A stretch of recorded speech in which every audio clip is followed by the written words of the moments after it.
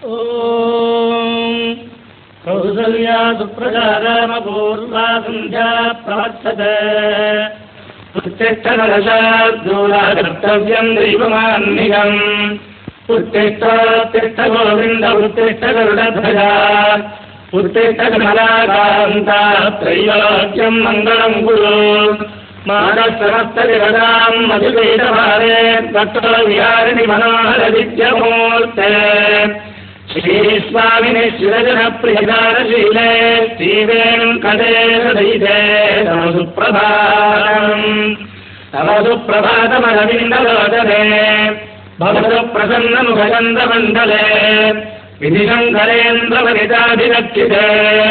वृषशीलनाशयिते दयानिधे अत्यादिसप्तनिधयस्तमुपास्य सन्ध्याम्